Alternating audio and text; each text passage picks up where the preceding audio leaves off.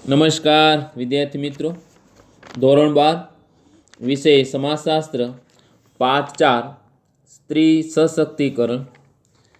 વિદ્યાર્થી મિત્રો, છઠ્ઠા પ્રશ્નની અંદર આપણે વાત કરી ગુજરાતની અંદર સ્ત્રીઓ માટેની મહત્ત્વની યોજનાઓ, જેની અંદર શૈક્ષણિક ક્ષેત્રે અને આર્થિક ક્ષેત્રની વાત કરી.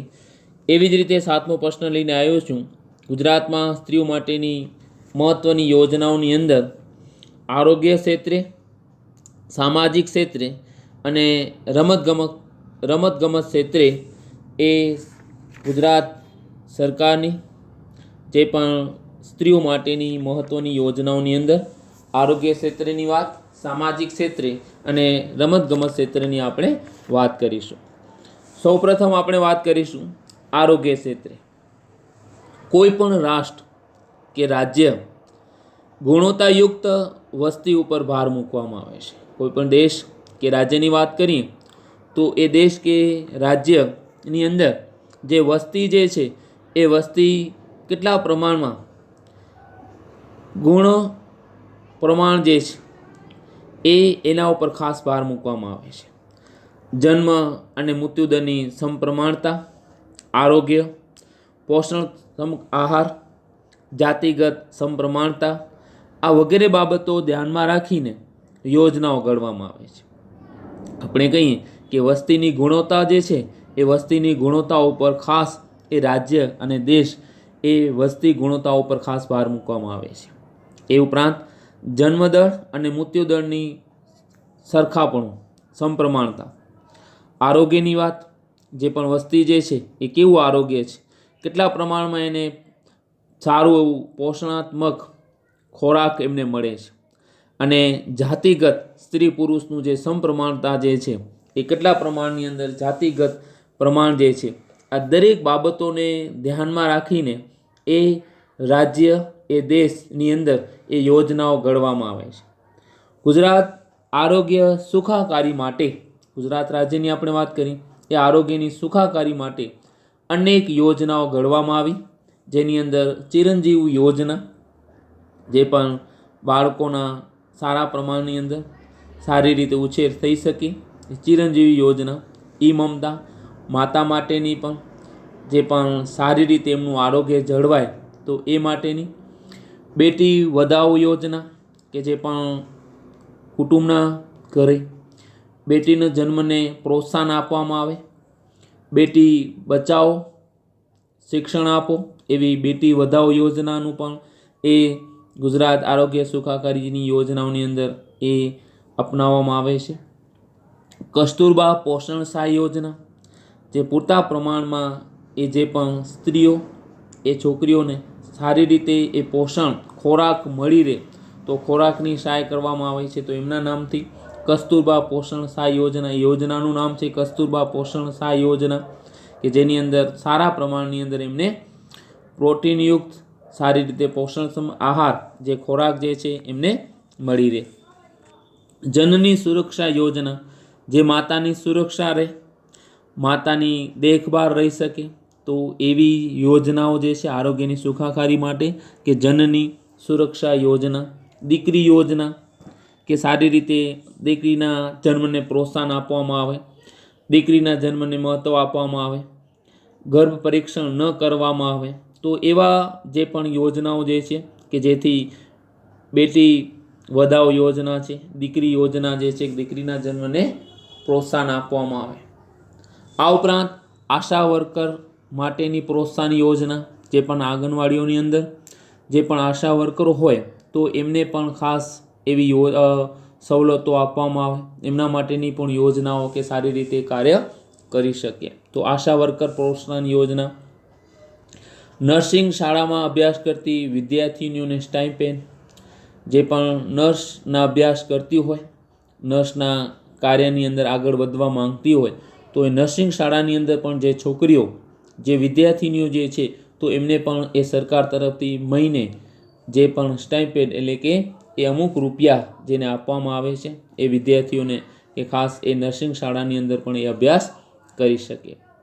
માતા અને બાળ હોસ્પિટલ માટેની સહાય, માતા જે છે અને એમનું જે પણ બાળક જે છે તો બાળકની જે પણ હોસ્પિટલો જે છે તો એ માતા અને બાળક અને એ માટે પણ એ સહાય એ સરકાર તરફથી એ મળે છે કે જેનાથી સારી રીતે એક આરોગ્યની સંભાળ, આરોગ્યની સારી રીતે દેખભાળ રાખી શકાય, એ માતા એ બાળક સારી રીતે એનો વિકાસ થઈ શકે. તો એ માતા અને બાળ હોસ્પિટલો માટે પણની સહાય આપવામાં આવે છે. સહાય એટલે કે મદદ. કિશોરી શક્તિ યોજના, જે પણ છોકરીઓ જે છે તો એ એજ પ્રમાણે, તો એજની અંદર એમની અંદર સારા પ્રમાણની અંદર શક્તિ, સારી રીતે એમનું વિકાસ થઈ શકે, સારું પોષણયુક્ત ખોરાક મળે, સારી એવી એમના આરોગ્યનું ધ્યાન રાખી શકાય અને સારી રીતે એ પોતાની ઉંમર પ્રમાણે એ પોતાના એ શરીરની રચના થઈ શકે, સારી રીતે એનો ખોરાક મળી શકે. તો કિશોરી શક્તિ યોજના.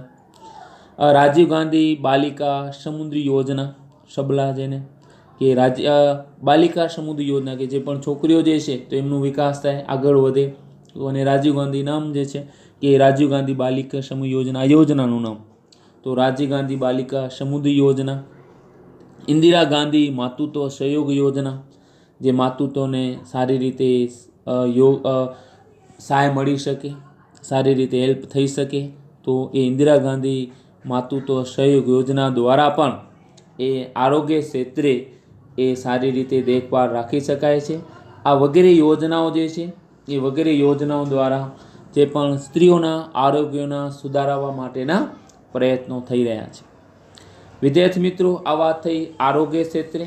એ દેશ અને રાજ્યની અંદર જે પણ વસ્તી જે છે એ પ્રમાણની અંદર એ ગુજરાત રાજ્યના આરોગ્ય ક્ષેત્રની અંદર પણ સારી રીતે સુખાકારી માટેની યોજનાઓ ઘડવામાં આવે છે. એના પછી જે છે સામાજિક ક્ષેત્રે નબળા વર્ગની સ્ત્રીઓના ઉત્કર્ષ માટે જે ગુજરાતમાં સામાજિક કલ્યાણ હેતુથી નીચેની વિવિધ યોજનાઓ ઘડવામાં આવે છે કે જે સમાજની અંદર જે સ્ત્રીઓ જે છે એમનું ઉત્કર્ષ એટલે કે એમનો વિકાસ થઈ શકે અને સમાજ રીતે એમનું કલ્યાણ થાય, એટલે કે એમનું ભલું થાય, એ માટેની પણ એ વિવિધ યોજનાઓ એ સરકાર તરફથી થતી હોય છે. તો સ્ત્રીઓના ઉત્કર્ષ માટેની જે યોજનાઓ જે છે કે એમનું સારી રીતે વિકાસ થાય, જે નબળા વર્ગની સ્ત્રીઓ જે છે એ સારી રીતે એમને પ્રોત્સાહન મળે અને ગુજરાત સમાજ કલ્યાણ જે એમનું ભલું થાય એ માટેની યોજનાઓ જે છે, જેની અંદર પહેલી યોજના જે છે સામાજિક ક્ષેત્રે નબળા વર્ગની સ્ત્રીઓ માટે ભગવાન બુદ્ધ રાજ્ય શિષ્યવૃત્તિ. ભગવાન બુદ્ધ એ શિષ્યવૃત્તિ એટલે કે યોજનાનું નામ છે અને શિષ્યવૃત્તિ એટલે કે અમુક જે સરકાર તરફથી એમને હેલ્પ, રૂપિયાની સહાય, નાણાંની સહાય મળે છે. તો ભગવાન બુદ્ધ રાજ્ય શિષ્યવૃત્તિ, જે નબળા વર્ગોની સ્ત્રીઓ જે છે એમનું ઉત્કર્ષ થઈ શકે, વિકાસ થઈ શકે, એને પ્રોત્સાહન મળે અને સમાજમાં એમનું ભલું થાય એ માટે ભગવાન બુદ્ધ રાજ્ય શિષ્યવૃત્તિ. બીજું જે છે ડૉક્ટર આંબેડકર સરકારી છાત્રાલયો, જે પણ સ્ત્રીઓ જે છે, છોકરીઓ જે છે એ અભ્યાસ કરી શકે એ માટેની એમની છાત્રાલય ઊભી કરવામાં આવે, એમાં રહીને એ પોતે શિક્ષણ લઈ શકે. તો એ ડૉક્ટર આંબેડકર સરકારી છાત્રાલયો. ડૉક્ટર સવિતા આંબેડકર આંતરજ્ઞાતિ લગ્નોને પ્રોત્સાહન માટેની સહાય, જે પણ આંતરજ્ઞાતિ લગ્ન કરે એ પોતાની જ જ્ઞાતિની બહાર, તો એમનો એ શિક્ષણ ક્ષેત્રે, એમના સામાજિક ક્ષેત્રે સુધારો થાય. તો એ માટે પણ એ સરકાર તરફ એમના ઉત્કર્ષ માટે યોજનાઓ હોય છે, સમાજ ક્ષેત્રે વિકાસ થાય. તો ડૉક્ટર સવિતા આંબેડકર આંતરજ્ઞાતીય લગ્નોને પ્રોત્સાહન આપવામાં આવે છે. જે આંતરજ્ઞાતિ લગ્ન કરે, પોતાની જ્ઞાતિની બહાર લગ્ન કરે, તો એ માટે પણ સરકાર તરફથી એમને સહાય આપે છે, જેનું નામ છે ડૉક્ટર સવિતા આંબેડકર આંતરજ્ઞાતિ લગ્ન, આ નામ છે. આ ઉપરાંત કુંવરબાઈનું મામેરું, મંગળસૂત્ર યોજના, એ પણ જે પણ લગ્ન સમયે પણ એ સ્ત્રી, જે પણ નબળા વર્ગની સ્ત્રીઓ જે છે, એ છોકરીઓ જે છે, એમને સરકાર તરફથી પણ મામેરું મળે છે અને મંગળસૂત્ર યોજનાનું નામ આપેલું છે. આ ઉપરાંત માઈ રમાબાઈ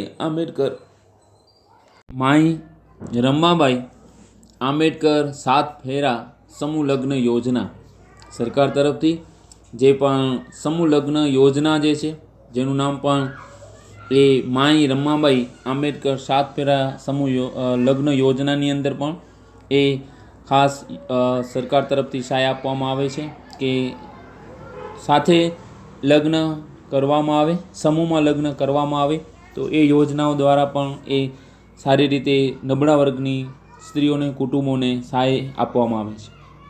મહિલાઓ માટે સીવણ વર્ગોની તાલીમ તથા આર્થિક સહાય.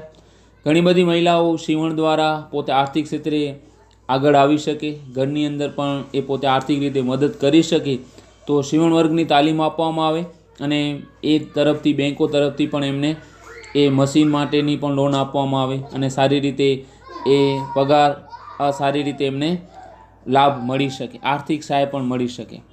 સરસ્વતી સાધના યોજના, ઘણા એવા કાર્ય માટે એમને સાધનો આપવામાં આવે.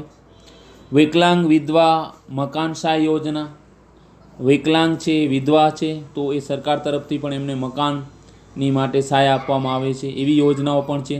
વિધવાઓને પેન્શન યોજના, જે પણ વિધવાઓ જે છે તો મહિને જે છે અમુક એમને પેન્શન આપવામાં આવે, નાણાંની હેલ્પ કરવામાં આવે, તો એ વિધવા પેન્શન યોજના પણ એ સરકાર નબળા વર્ગની સ્ત્રીઓના ઉત્કર્ષ માટે અને સમાજના કલ્યાણના હેતુથી યોજનાઓ થાય છે. વિધવાઓના આર્થિક પુનર્વસન માટે તાલીમ અને સાધન સહાય યોજના, જે પણ વિધવાઓ જે છે એ આર્થિક રીતે ફરીથી એ પોતાનું સર્જન કરી શકે એવી તાલીમ આપવામાં આવે, એમને સાધનો આપવામાં આવે કે એ પોતાની રીતે એ પગભર થઈ શકે, એમને આર્થિક મદદ રીતે એમને તાલીમ મળે અને સાધનોની સહાય મળે. બળાત્કારનો ભોગ બનેલ મહિલાઓ તો એમને આર્થિક વળતરની યોજનાઓ, જે પણ મહિલાઓ જે છે એ બળાત્કારની ભોગ બનેલી હોય તો આર્થિક રીતે પણ એમને હેલ્પ કરવામાં આવે, સહાય કરવામાં આવે, તો આર્થિક વળતરની યોજના. વિવિધલક્ષી મહિલા કલ્યાણ યોજનાઓ, ઘણી બધી જુદી જુદી આપણે કંઈ એવી મહિલાઓના ભલા માટેની યોજનાઓ હોય છે.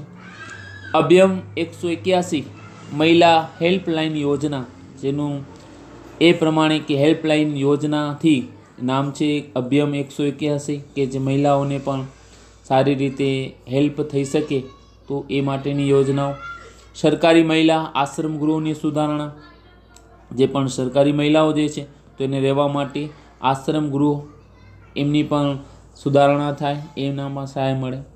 આ ઉપરાંત વિદ્યાર્થી મિત્રો, સામાજિક ક્ષેત્રની વાત કરીએ આપણે તો માનસિક રીતે અસ્થિર હોય અથવા આપણે કંઈક એવી ચેપી બીમારીઓથી HIV AIDS ગ્રસ્ત મહિલાઓ જે છે તો એ માટેની પણ આશ્રય ગૃહની યોજનાઓ એ સરકાર તરફથી એ યોજનાઓ અમલ થાય છે, ઘડાય છે.